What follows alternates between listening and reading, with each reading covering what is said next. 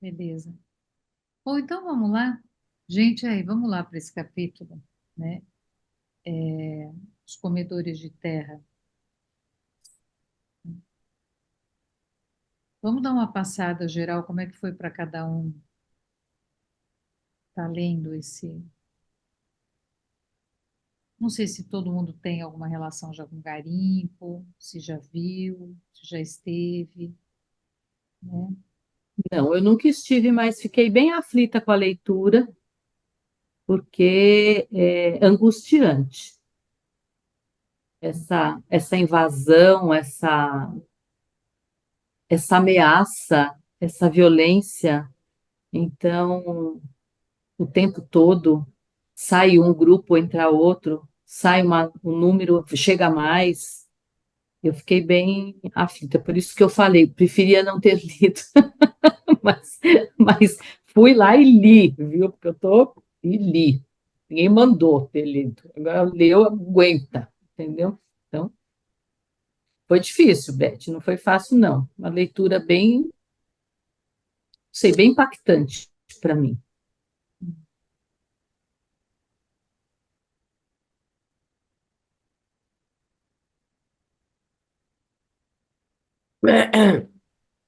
Eu, na verdade, o meu primeiro contato com o carimbo foi quando eu fui para o Pará, lá no Rio Araponus. Eu conheci uma mulher incrível que praticamente cresceu dentro do gari. E ela me contou a história dela. Eu fiquei uma noite conversando com ela, era cozinheira. E, gente, realmente eu entendi que uma, é uma forma de ganhar dinheiro, dar emprego nesse paizão aí, né? A pessoa é cozinheiro, é o barqueiro, é isso e aquilo. Tem toda uma indústria mesmo, né? E um pouco esse barco, a gente viu no filme da nossa outra convidada, lembra que passa o barco do garimpo? Parece que é uma realidade aí no norte do país, no Nordeste, que é uma indústria mesmo, né? E parece que tem um aspecto dela que até é legalizado, né? Tem um aspecto que não. Mas nessa parte aqui é desesperador, né? É desesperador.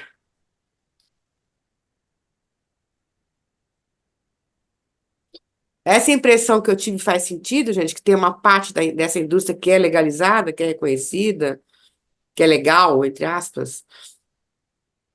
Em alguns lugares, Marta, daquilo que eu conheço, em alguns lugares você tem. Tanto que o Schopenhauer, ele fala, né, assim, que eu acho isso muito interessante, né? Ele fala da raiva, né, uma coisa que eu não me lembro quem foi, eu tenho a impressão que foi a Neusa, que havia, acho que no capítulo anterior, né, falado da raiva, do sentimento, desculpa, da raiva e do sentimento,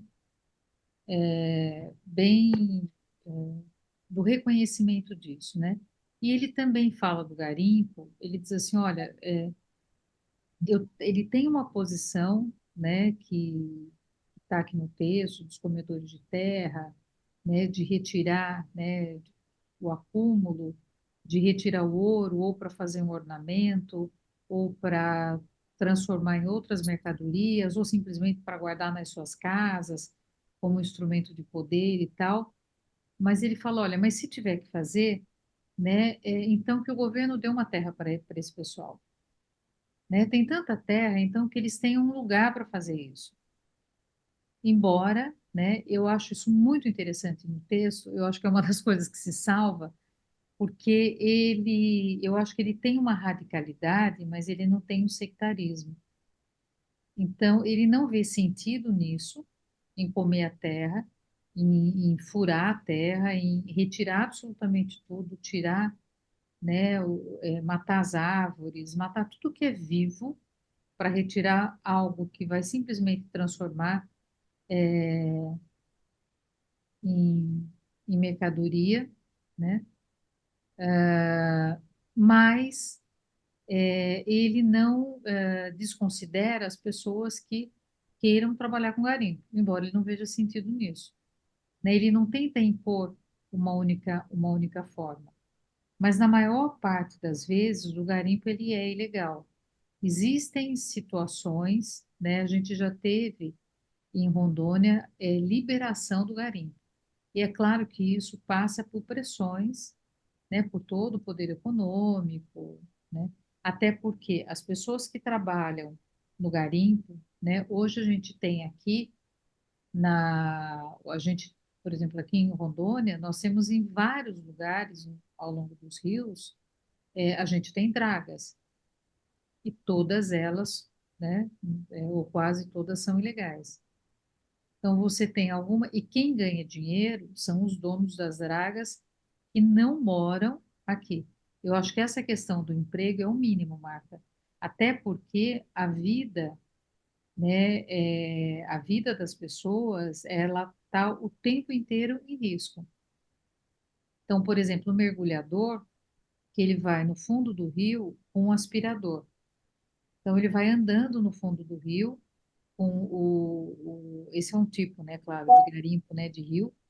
Ele vai passando o aspirador, isso sobe, né? As dragas têm aquilo que o Schopenhauer fala, as dragas têm um barulho horrível, é um barulho muito, muito alto, parece uma.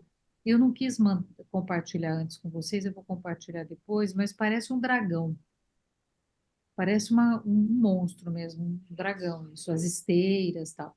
Então, isso sobe, eles vão peneirando, e aí a hora que acha o ouro, eles fazem um sinal para o mergulhador.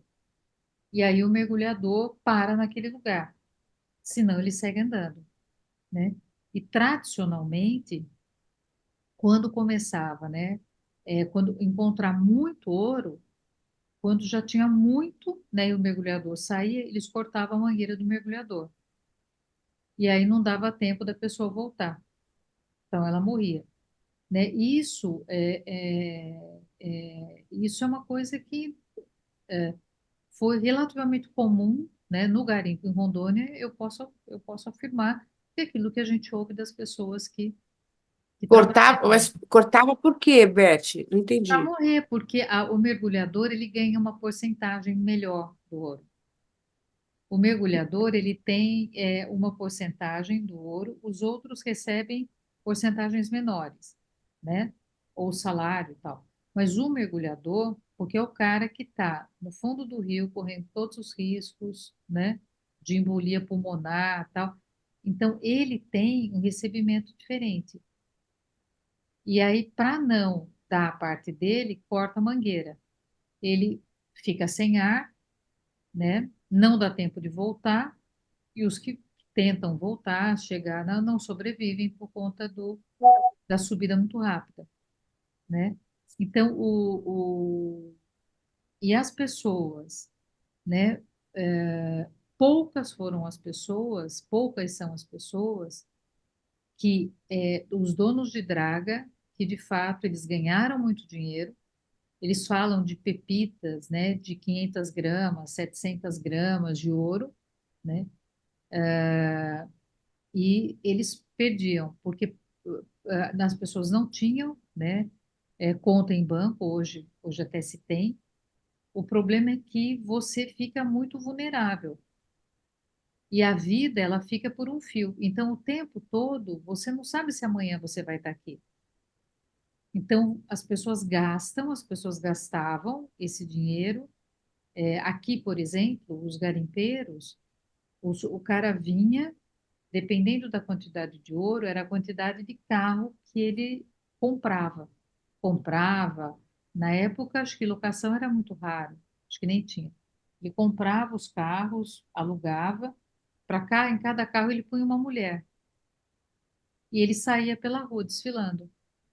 Então, a quantidade de carros, né, a quantidade de cada um com uma mulher, ele gastava quase tudo que ganhava, ou tudo. Então, quem de fato enriqueceu com garimpo eram os donos de draga que moravam fora dos lugares. E quando você está dentro, é muito difícil sobreviver, né? E quanto mais peão o sujeito for, né, menos documento tem, mais arriscoso é. morre ali, né, em Serra Pelada, as histórias, elas são as narrativas de que a pessoa, quando se começava a encontrar ouro, ela era jogada para dentro do buraco. Era retirado o ouro, era jogado. Muitas famílias não sabem. Nós temos um amigo aqui que trabalha, ele foi garimpeiro, né? E ele trabalha muito o tema do garimpo. Ele tem outra profissão, outra formação, ele é historiador, é artista, tem um trabalho super consolidado, mas do período que ele foi garimpeiro, né? Ele fala que todo dia você não sabia se você viveria novamente, né? Então não tem, é muito volúvel, muito volúvel. Eles-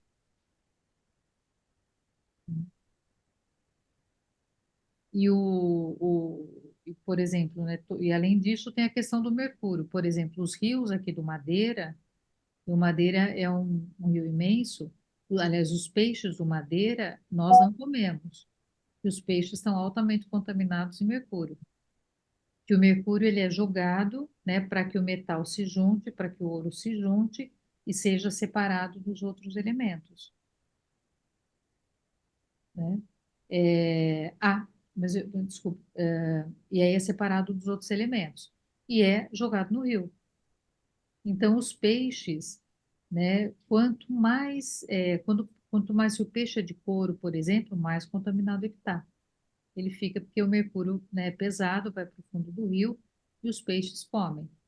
Então, o peixe, quando compra-se um peixe aqui, a gente pergunta, tem que ter confiança no peixeiro, de quem é o peixe, de onde veio. Se o peixe veio de Humaitá, que é a primeira cidade aqui no Amazonas, aí tudo bem. É um peixe que nós comemos, normalmente ele vem de Humaitá. É o mais comum. Porque o peixe daqui não dá. As pessoas comem, né? Mas elas, principalmente as doenças vinculadas à memória, né? Os comprometimentos são os mais variados possíveis.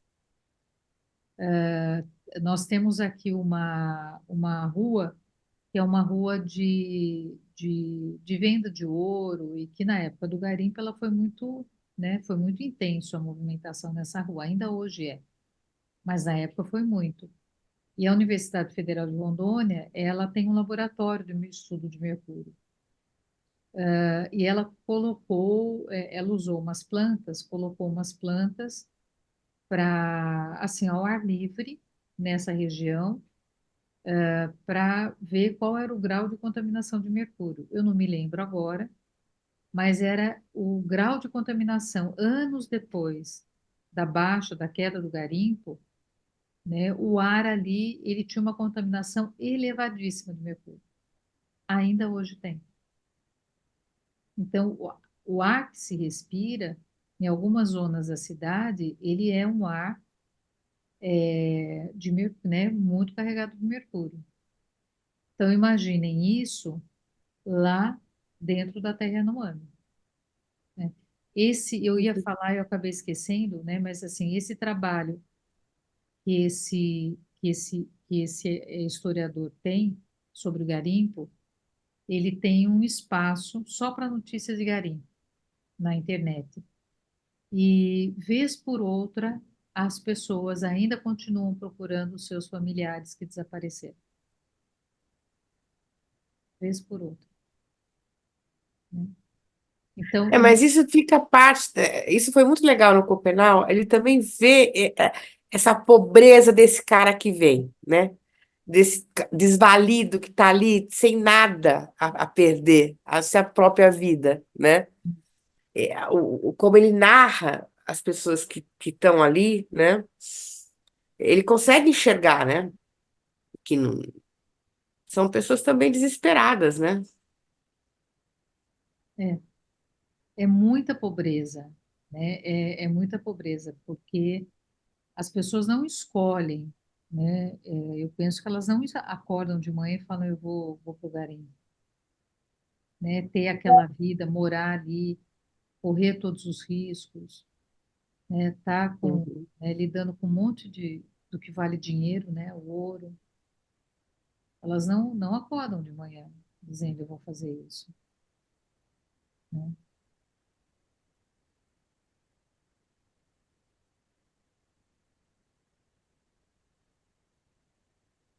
Eu acho que isso que você estava falando do Schopenhauer, Marta, eu acho que é muito bacana, né? Como me parece que o tempo todo, né, não tem um julgamento. E a gente vê isso, acho que em N situações. Tem um entendimento, olha, isso não é para mim, mas não tem um julgamento, né, daquela pessoa. Tanto que quando o trabalho na FUNAI, né, ou quantas pessoas, né, que a gente vai vendo ao longo do texto, da narrativa, que ele reencontra e ele está ali, ele fala, né? A raiva está ali dentro de mim, a memória está aqui dentro de mim, mas se ele achar que dá, ele vai e ele ainda tenta, né? Ele ainda dá espaço. E acho que ele, né? Eu penso, né? Que essa pobreza, o que faz uma pessoa se sujeitar a essa condição de vida dentro de uma draga, é alguém que está muito empobrecido em todos os sentidos, né? Tanto economicamente, socialmente, emocionalmente, espiritualmente, a pessoa está muito empobrecida, né? Muito, muito, muito, né? Uhum.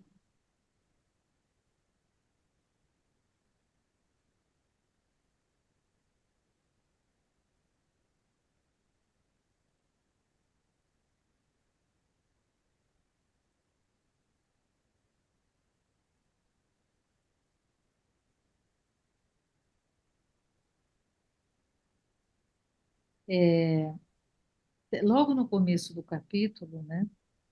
Ele, eu até grifei aqui porque eu queria compartilhar, porque eu acho que é tão importante. O Schopenhauer diz assim: naquela época eu tinha acabado de aprender a defender os limites da nossa floresta.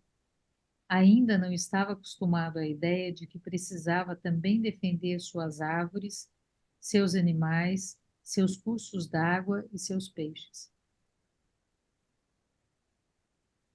né? Eu acho de uma profundidade, né? E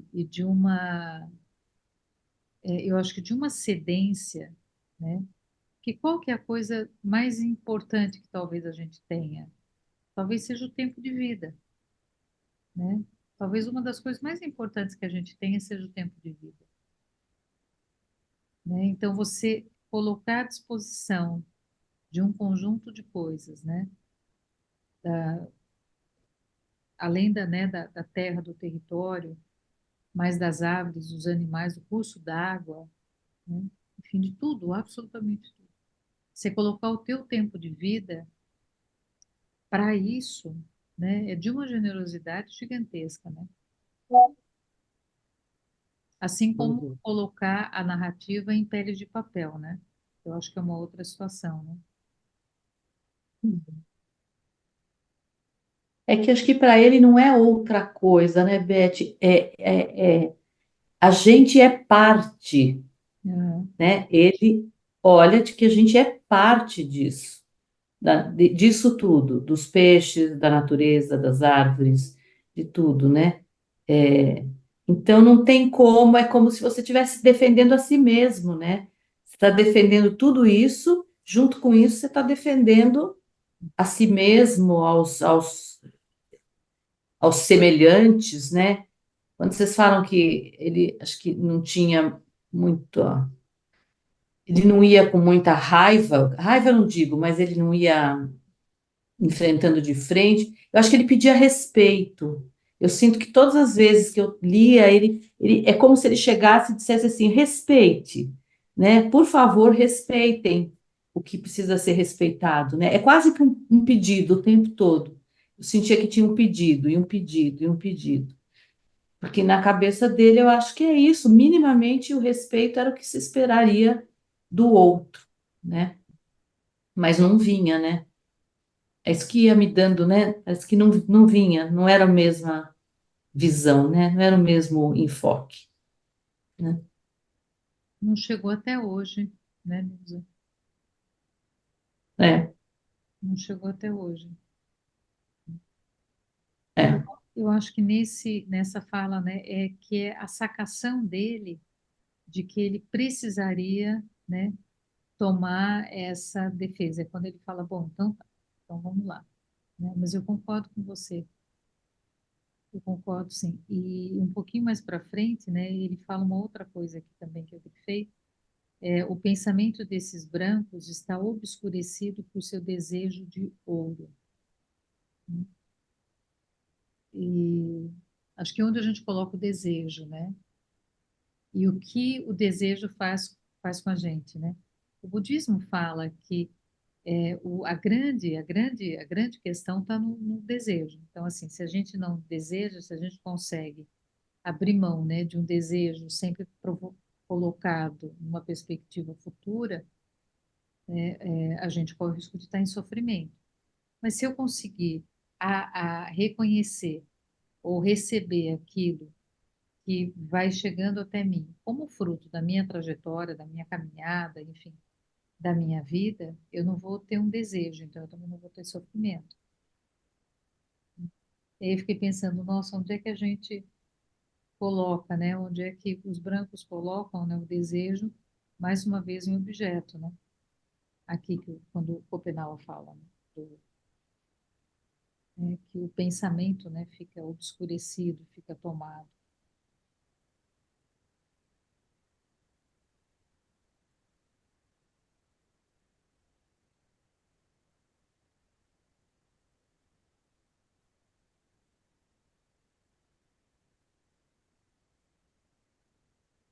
Acho que essa falta de respeito que a Neuza falou, né, que o branco, era como se Copenau estivesse implorando respeito. Eu acho que essa falta, essa ausência, está diretamente ligada a essa questão da pobreza, que eu acho que hoje, que a Beth colocou em relação à pobreza, né, à miséria da mente das pessoas que se submetem ao garimpo, eu acho que isso está uma forma bem generalizada, né? Acho que o mundo está passando por um período bem de muita miséria humana mesmo, né? E aí não tem como ter respeito.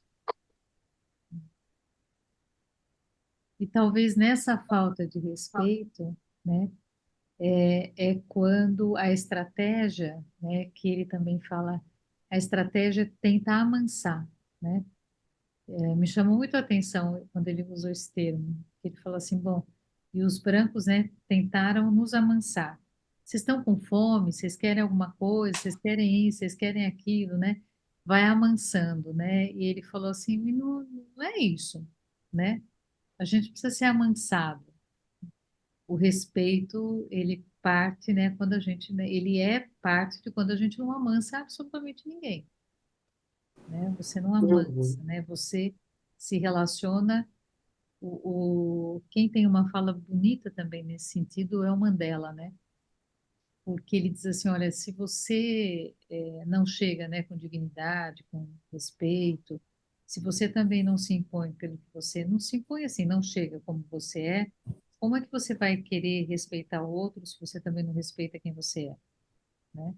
A fala é bem mais bonita do que isso. Mas acho que é isso, né? Se não adianta você fazer de conta, né? Acho que o Mandela fala que você é assim, é humilde, você chega com humildade, porque, né, você está ali, chegou de alguma maneira com algum propósito e tal. Então, essa ideia, né, do amansar, né, que eu acho que tem uma dignidade quando a gente chega, de fato, se coloca, né, dizendo o que está acontecendo, o que a gente quer, o que é importante, o que não é, né?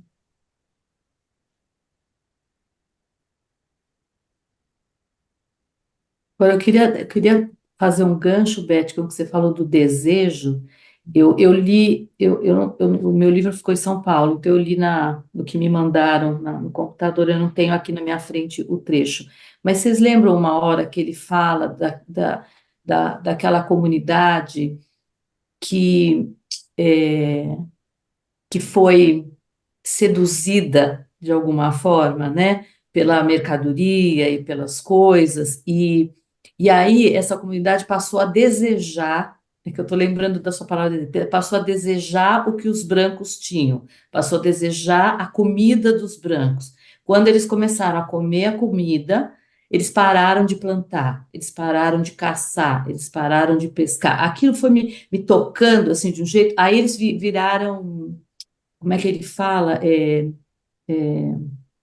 Preguiçosos, viraram, entre aspas, né? Aham. Preguiçosos, porque deixaram de fazer isso. Aí eles deixaram a cultura deles foi sendo destruída, né? Aos poucos eles foram perdendo as raízes, eu acho que exatamente por aquilo que você falou do desejo que desviou esse grupo daquilo das próprias raízes, né? Eles foram se abandonando, né? E abandonando os próprios princípios, né? E com isso foram se destruindo de alguma forma. Tá mais bonito no texto, é que eu estou sem o texto aqui, mas você acha que vocês lembram essa Uhum. passagem, né? Sim. E eu fiquei muito impressionada assim com a forma como ele foi descrevendo e como é isso mesmo, né? As pessoas vão se violentando, né? Elas mesmas foram se violentando dentro de uma cegueira, eu acho. Isso é tão sutil, né? Tão sutil em determinados, né? É tão sutil, porque não é só lá, né? Se a gente pensar, tem tanta sutileza nessas influências culturais, né? Que podem ser do Oriente com o Ocidente, podem ser, né? Influências, né? De repente o McDonald's que chega no Oriente, né, e começa a comer hambúrguer, e daí para de comer a comida que comiam e começa a comer a comida americana. Sabe assim, eu fiquei pensando que a gente pode abrir isso para tanta coisa, né? Neuza, quando você estava falando, eu ia propor que você trocasse né, uma palavrinha, né?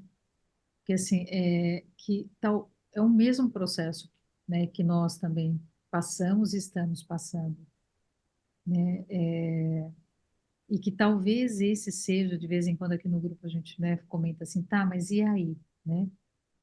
Como é que nós vamos sair desse imbróglio que nós estamos, né? Essa talvez, eu acho que né, a tua lembrança desse trecho, eu acho que aponta para o caminho que talvez vá nos tirar desse imbróglio.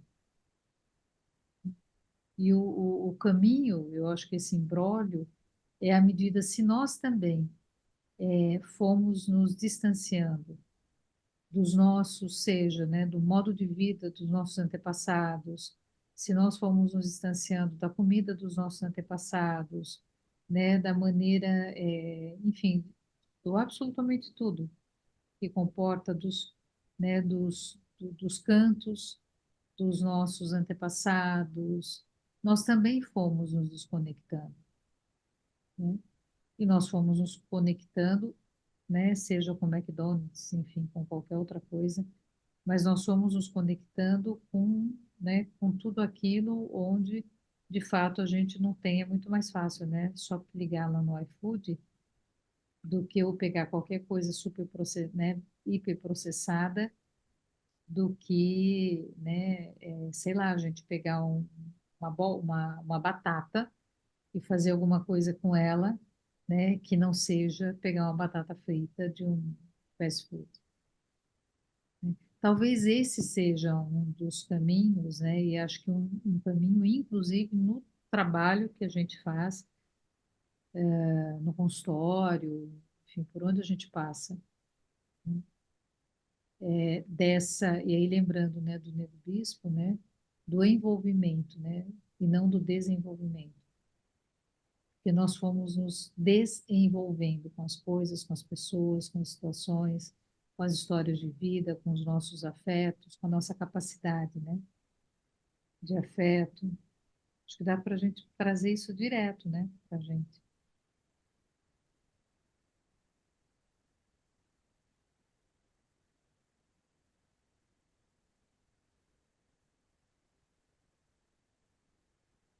O que mais é que a nossa percepção. É, uma coisa que me chamou muita atenção foi o modo como eles vão morrendo, né? É a febre, é a fumaça de metal, né? Que ele fala, né? É a falta do próprio alimento, né?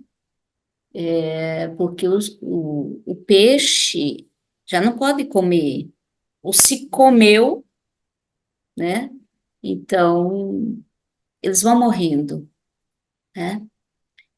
E tem uma parte que ele fala do barulho, né? Do barulho dos helicópteros, é, do barulho que é produzido, né, na floresta, e que aquele barulho afasta os animais da caça deles. Então, eles também não conseguem caçar, né? Porque os animais também se afastaram, né? Se afastam. E eu fiquei parada naquilo, sabe? Assim, nesse cenário, né? Nesse cenário de, assim, devastado, né? Devastado e totalmente desprotegidos, né? Porque quando ele também tenta buscar o apoio da FUNAI, né? De comunicar o que está ocorrendo, de comunicar a invasão que está ocorrendo, e a pessoa do FUNAI diz que ele é um funcionário da FUNAI, e ele pode resolver, né? E aí é uma desproteção, né? Assim, quando ele tenta de todas as formas, né? Tenta falar com os garimpeiros, porque ele vai até eles, né? Ele vai ao encontro, vai tentar sensibilizá-los, né? Mas é em vão, né? E aí é quando a alternativa que ele tem é de lutar, né? É de, é de ter de proteger a floresta, né? E era isso que eu via, né? De juntar com os outros guerreiros, né? Em, é, em função do futuro deles, né? Porque eles estão sendo dizimados, né? E é isso, né? Então, ver aquela cena, né? De,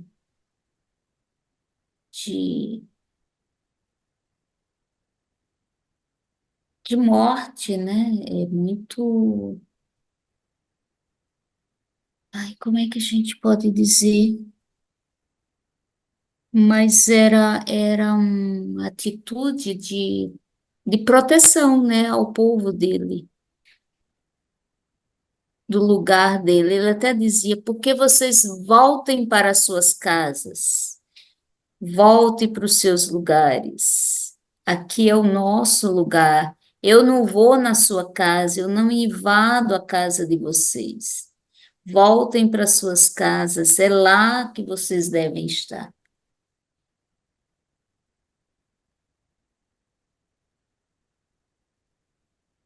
É duro, muito duro.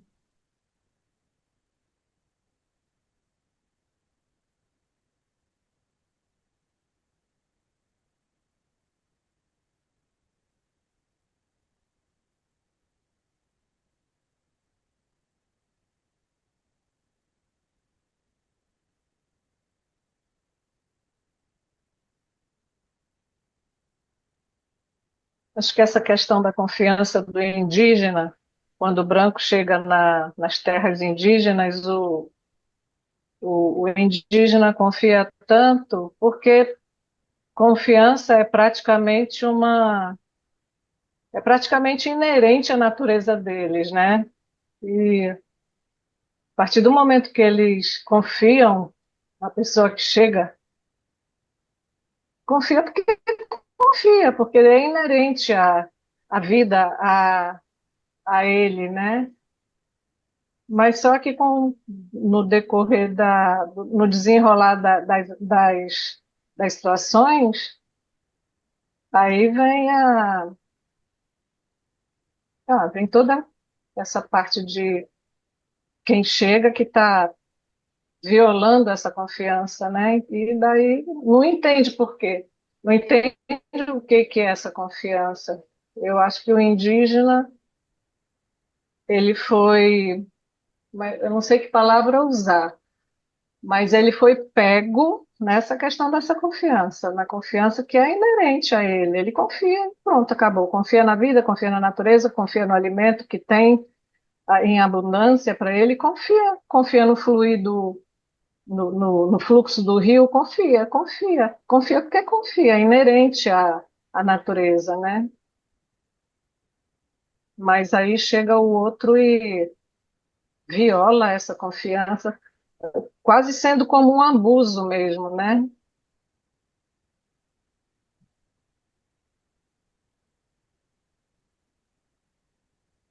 Vejo dessa forma.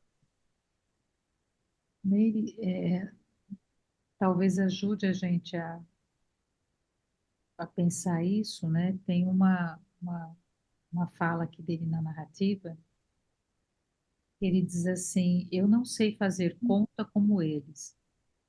Sei apenas que a terra é mais sólida do que a nossa vida e não morre. Sei também que ela nos faz comer e viver. Não é o ouro nem as mercadorias que faz crescer as plantas que nos alimentam e que engordam as presas que caçamos. Por isso digo que o valor da nossa floresta é muito mais alto e muito pesado. Todas as mercadorias dos brancos jamais serão suficientes em troca de todas as nossas árvores, frutos, animais e peixes. As peles de papel e seu dinheiro nunca bastarão para compensar o valor de suas árvores queimadas, de seu solo resseguido e de suas águas emporcalhadas. E aí ele segue, né? Talvez Não isso negocia, né, Beth? não, Não né? negocia a questão da dignidade, das suas virtudes, da sua integridade, do- das suas, das suas virtudes mesmo, né? Não tem negócio para isso, né? Então, olha, ele segue dizendo assim, olha, nada disso jamais poderá ressarcir o valor dos jacarés mortos e dos queixadas desaparecidos. Os rios são caros demais e nada pode pagar o valor dos animais de caça. Tudo que cresce e se desloca na floresta ou sob as águas, e também todos os chapiri e os humanos, têm um valor importante demais para todas as mercadorias e o dinheiro dos brancos.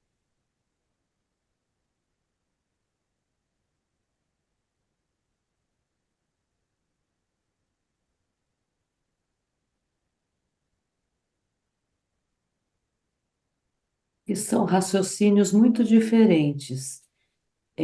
Se vocês me permitem, eu lembrei de uma passagem de uma mãe que um dia no meu consultório estava conversando comigo e ela estava no seguinte impasse.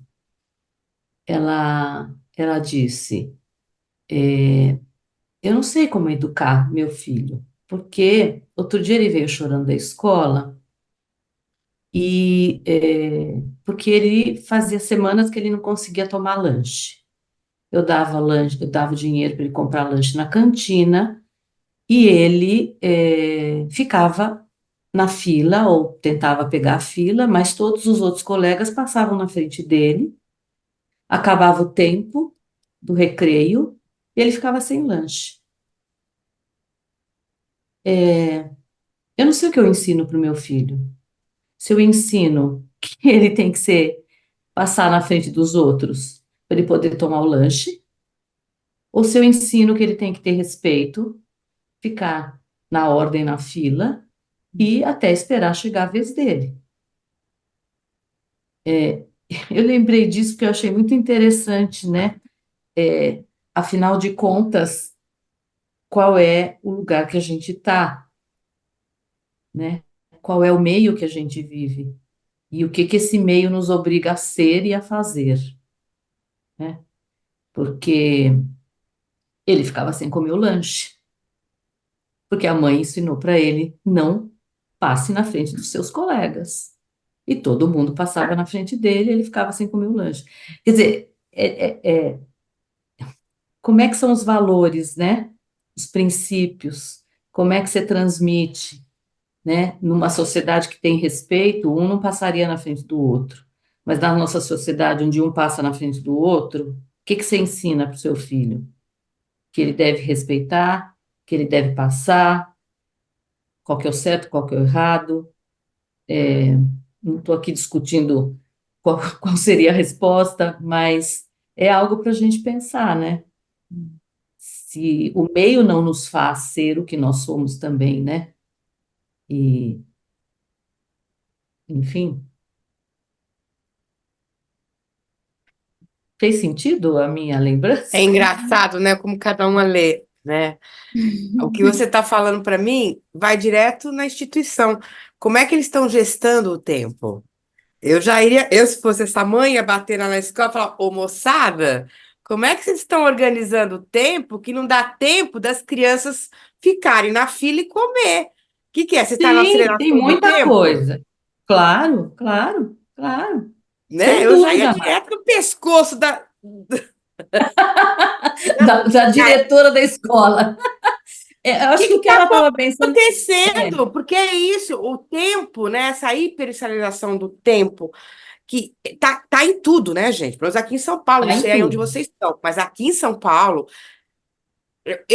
a moça começa a falar comigo no telefone, eu falo, menina, respira, você não é um aluguel, você é um ser humano. Calma, vamos lá, tá tudo bem. Porque assim, aqui tá todo mundo. Em 5 minutos tem que resolver o que em 1 hora tinha que resolver. Ô, gente, a gente vai compactuar com isso? Eu não Pois sei. é. Eu, se fosse essa mãe, iria direitinho, entendeu? Conversar na escola, conversar na cantina. O que está acontecendo? Que as crianças têm que entrar nessa agitação e quem come primeiro? Então, o que está acontecendo? Né? Aí o neoliberalismo me resolve, né? É isso aí. Urbanização, né? Tirar o tempo. Eu iria direto na instituição. Que escola é essa? Aí tem muita coisa para Uhum. questionar também, né, Neuza? Que escola é Sim, essa? claro. Sem dúvida, sem Tá dúvida. preparando o filho para ser Eu um trouxe tubarão? só a angústia da mãe no primeiro momento de o que que a gente faz na educação dos nossos filhos, né? Então, Também vira a tem a parte pergunta da é essa, que, escola. que escola é essa? Quais são os valores dessa escola? Porque Sim, começa sem daí, a dúvida. gente sabe como é que são as escolas aqui em São Paulo, ô, né, Neuza? Tem gente, tem criança se matando no primário aqui, porque já estão exigindo desempenho de criança de 6 anos. Peraí, qual é os seus valores e qual é a escola do valor da escola? Começa daí, Uhum, uhum, né?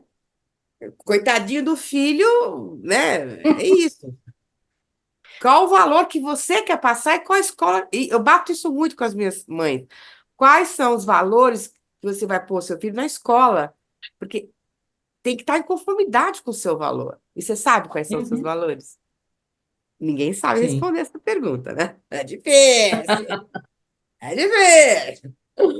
Agora, mas Marta, eu acho que assim, além disso, porque tem gente que que as pessoas têm os valores meio na ponta da língua, né? O problema que eu vejo é E que, bota no Bandeirantes. Aham, sei. e aí, como é que você faz, né, para supostamente, né, ter um filho numa escola que não tenha empreendedorismo como disciplina imediata, né? As escolas aqui de pré-escola, elas têm empreendedorismo, né? Então, como é que eu faço, né? Assim, e aí, então, meu filho, ele não vai ter uma formação igual a dessas pessoas, e aí ele não vai ter, não vai ser bem-sucedido como as outras pessoas são, como as outras crianças são, né? Então, eu acho que, e aí sim, o que é ser Mas bem-sucedido? aí começa a pergunta, o que é ser bem-sucedido? Isso. Só que isso Como é? significa, né, ter um outro modo de vida, né? Foi você que postou, não foi, Marta, a matéria, né, do Stênio? Quem foi que postou do Stênio, do professor? É, Não, acho que não lembro se fui eu, não. Do não, cara que doou, acho que fui eu é, sim, o professor foi, que isso, doou o os vinte e Stênio, cinco milhões para a USP. Acho que fui eu isso, sim, fui. isso, né? Assim, mas, né, eu imagino como a pressão que o Stênio deve ter sentido. E ele que é um super introvertido, né? Ele é muito introvertido, e é um baita de um professor. E ele fez algo, né? Ele pegou a herança e doou a herança, né? Então, assim, provavelmente isso tenha tido, pelo que a matéria fala, isso tenha tido uma lógica, né? Isso está dentro do modo de vida dele. Ele falou, como é que eu vou viver numa bolha, né? Sei lá, sendo um milionário com 25 milhões e no meu entorno ser uma miséria danada. Os meus alunos não podendo ficar na universidade porque eles não têm uma bolsa, né, os alunos. Então, assim, atitudes, né, assim, dessa natureza de bancar, seja qual for a atitude, mas para bancar esse modo de vida, ele não é fácil. Não é fácil porque, né, a gente tem que abrir mão dessa maré que tá, né, que continua aí. Você tem que dizer, olha, eu vou sair dela, né? Eu vejo vocês, sei lá, em algum outro momento aí mais para frente, em algum lugar. Eu acho que essa é a dificuldade, né? Eu acho que o mais difícil não é nem reconhecer os valores, mas eu acho que é viver de acordo com esses valores.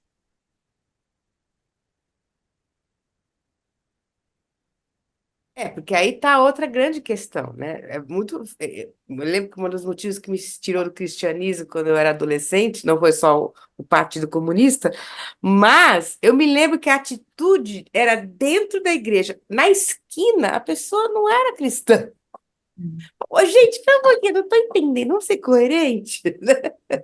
Eu sou uma pessoa coerente. Como é que você pode falar uma coisa aqui e ali fazer diferente? Que valor é esse?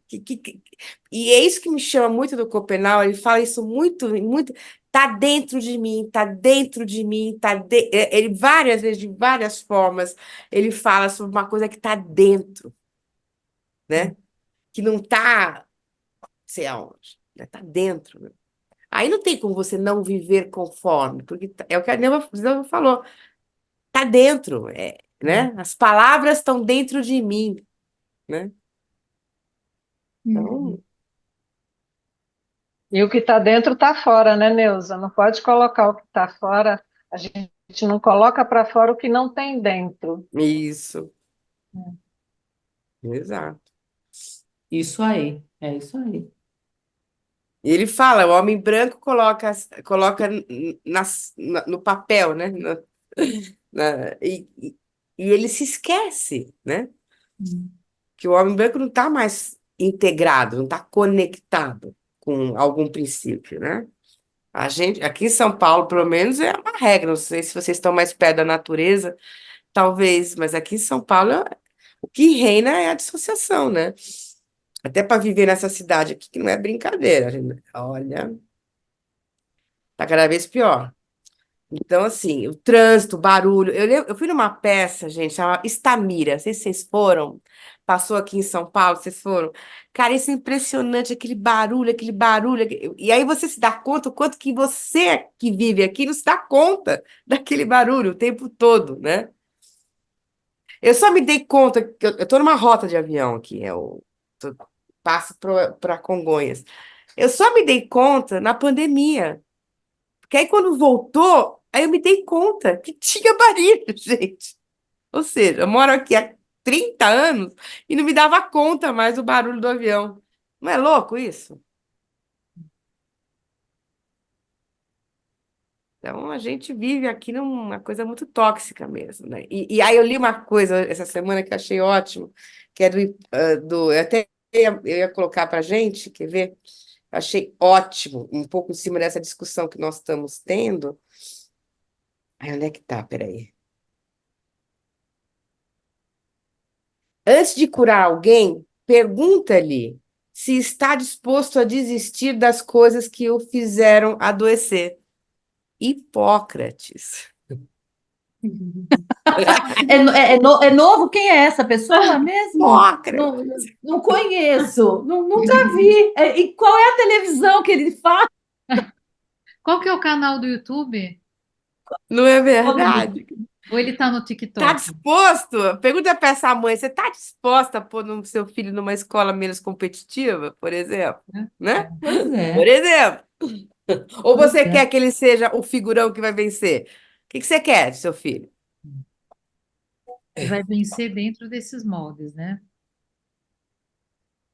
Agora, Marta, você não lembrar ou você perceber que você não percebia, perceber que você não percebia o barulho do avião, quer dizer, esse anestesiamento que a gente vai ficando, ou essa anestesia que a gente vai tendo, eu acho que ela fica pior quando você pensa nas crianças que pulam o corpo da favela que está morto no chão e que aquilo começa a ser algo que faz parte do dia a dia delas.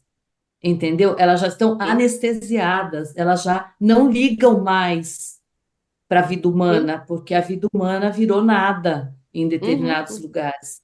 Então, assim, eu acho que a coisa vai tomando uma dimensão que é muito, muito séria, né? Porque a gente vai se anestesiando de coisas que a gente nunca poderia se não perceber, né?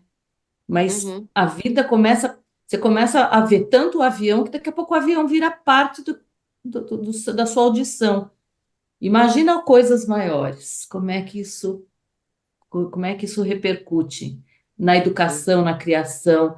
Eu acho que assim, a gente vive um nível de estresse, pelo menos nós em São Paulo, elevadíssimo, porque a gente sai na rua e guarda o celular na bolsa para não ser na esquina roubado na primeira bicicleta que passar e levar você. Como é que você vive? Como é que você vive bem? Como é que você não tem adrenalina o tempo todo no seu corpo? Cortisona o tempo todo no seu corpo está todo cheio de é que nem os animais que estão esperando de onde é que vem o perigo. E você não sabe de onde vem. uhum. É por isso que transtorno burnout endêmico, as crianças hiperativas, tá todo mundo em estresse pós-traumático, né? Tipo assim, eu não sei como é o trânsito aí onde vocês vivem, mas aqui em São Paulo, gente, meu Deus, cada vez que eu saio de carro, que graças a Deus eu posso sair pouco, eu volto assim. Eu se torna uma selva, literalmente. Sabe? Cara, não sei você, Neuza, se você pega por dentro aqui, se você, do teu consultório para tua casa, você vai por dentro, né? Mas, cara, eu às vezes Bom, tenho que pegar Rebouças. não. Me recuso. Ai, gente, Numa selva mesmo, sabe assim? A selva ruim, não a selva do. O Krenak uma vez falou uma coisa tão bonita, que a nossa selva não é a selva da Europa, né? Que a nossa selva não é ameaçadora como a selva da Europa, né? Que tem os monstros e o frio e que mata tudo. Se você realmente não guardar comida, você tá fudido, entendeu? Mas o mundo que foi construído é esse mundo da selva ruim, né? que você tem que vencer, matar o... né? É o que essas crianças estão aprendendo, né, Neuza? Sim. Se você não Uhum. passar por cima, você vai se fuder, meu amigo. É tipo assim, vire esperto, meu filho, entendeu? Seja esperto, porque se você for bobo, vão passar por cima de você. É, Ai, mas como é que depois a gente pede respeito, gente? A gente nem se respeita, não é verdade? Né, é. Ludmari? Nem se respeita. Se a gente não faz para dentro da gente, a gente não faz para fora. Você acabou de falar isso, né? A gente não se respeita muitas vezes. Você não dá um tempo de uma criança comer um lanche, tem que engolir a comida. A Marta está revoltada, né? Não, mas é porque Eu acho que o eu meu sei até exemplo. qual escola que é. Marta, pode dormir bem, sossegada, que a mãe já resolveu o problema dela. Não fica nervosa. Mas eu sei até que escola que é, gente. Você tá entendendo? Eu nem lembro mais, porque faz tantos anos que ela me falou isso que eu já nem lembro. Calma, calma, calma, Marta. Mas Não, gente. é, É tanto passar as criancinhas o moedor de carne, gente. Tadinhos, entendeu? É, ainda Mas me inflama, entendeu?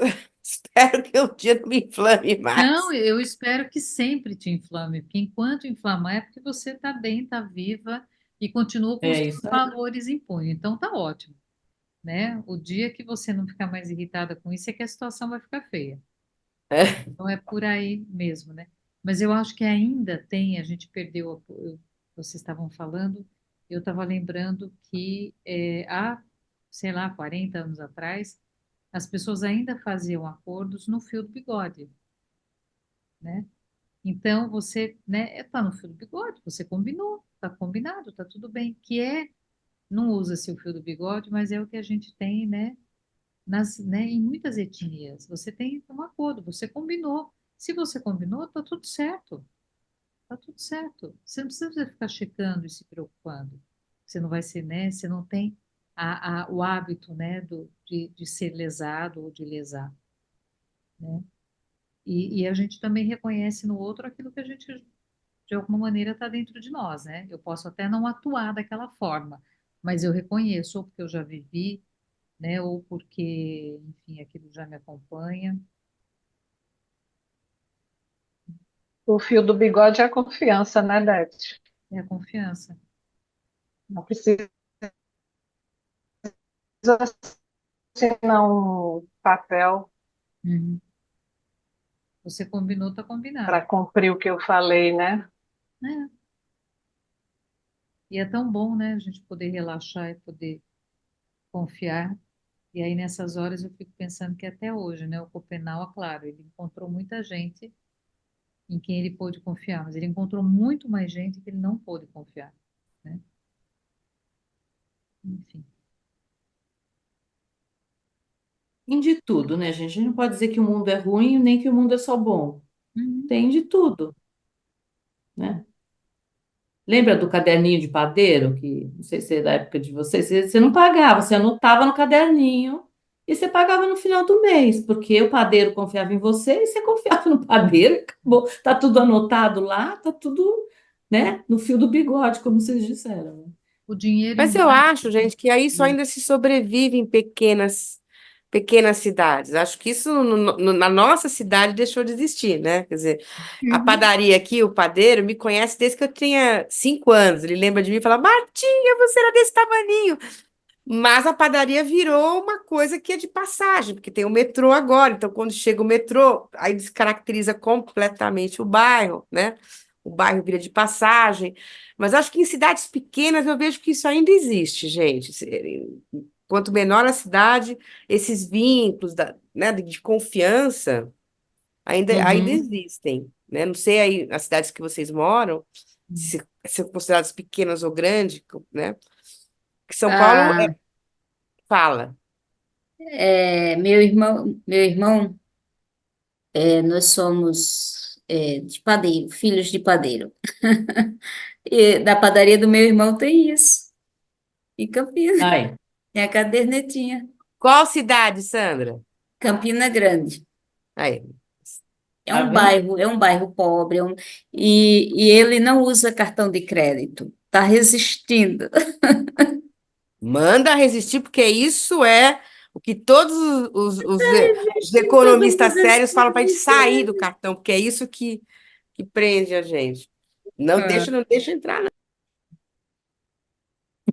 E sem contar que foi uma resistência ao sucessório, né? Porque assim, mesmo quando você tem algum negócio e que a pessoa tem esse vínculo, mas aí começa um processo de sucessão das gerações mais novas, e aí pronto, né? Gerações mais novas dão uma modernizada e modernizam, inclusive o afeto, né? Que desaparece, o afeto vai para qualquer outro lugar.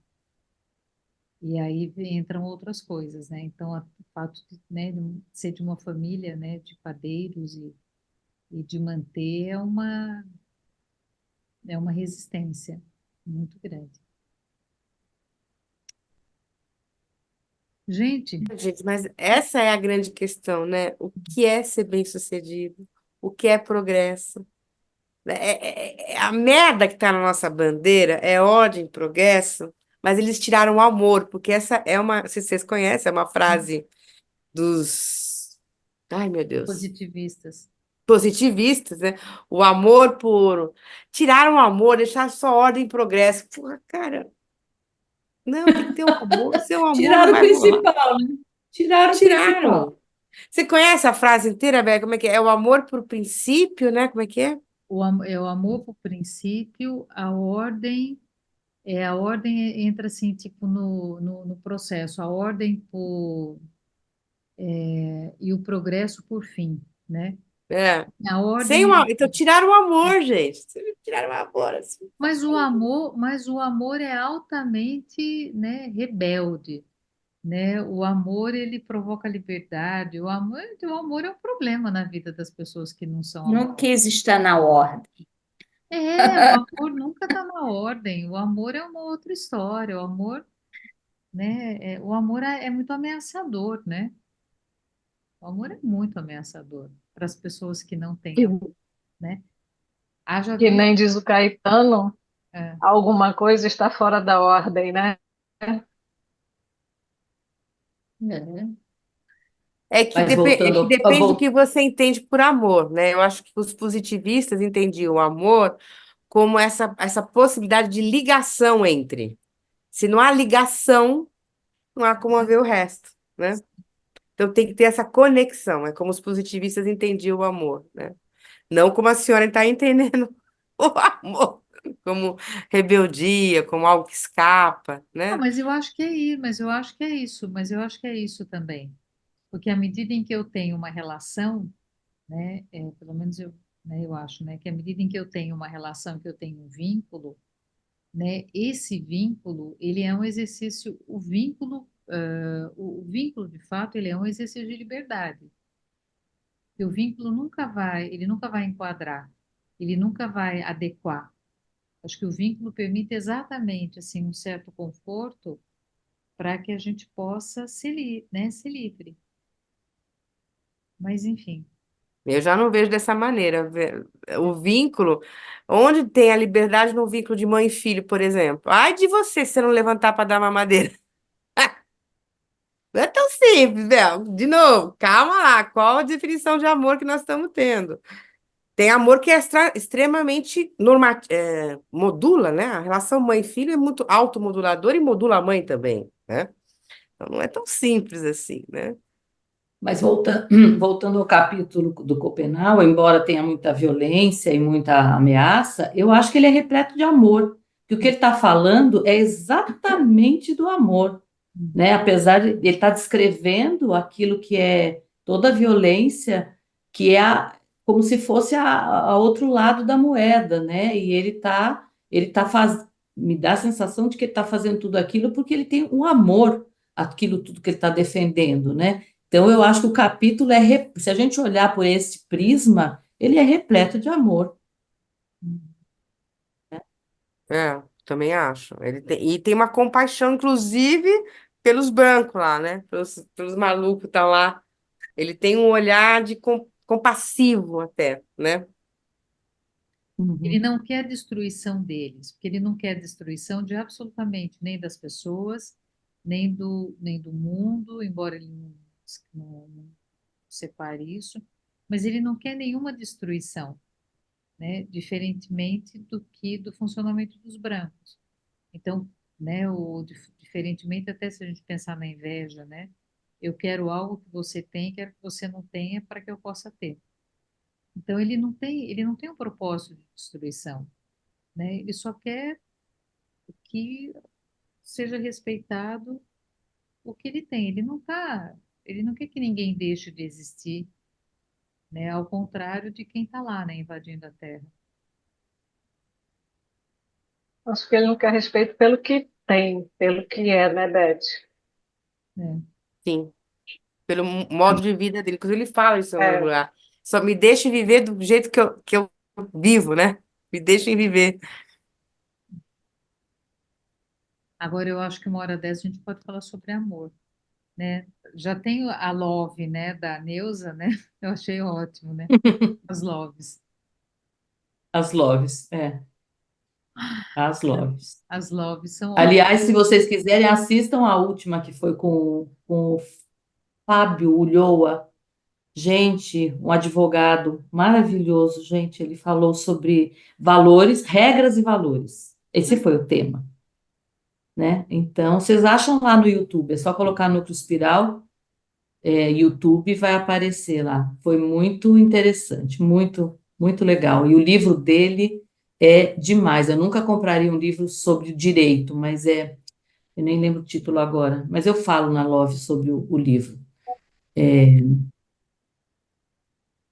Ele é um questionador da civilização, Mata e Amar, o livro dele. É bem questionador, assim, sabe? O que que fez nossa civilização? Foi, foram as regras? Ou o que que faz uma civilização? São as regras ou são os valores? É muito linda essa conversa, sabe? Recomendo, por ele, não por mim. Eu só sou mediadora, mas recomendo, porque ele é ótimo. Ah, depois, quem encontrar primeiro, coloca lá no grupo para a gente já ir direto, poder conversar. Então, Tchau, boa meninas. noite, bom descanso para todo mundo. Boa Até noite. Tchau. daqui a 15 Tchau, gente. dias. Tchau, tchau. Tchau.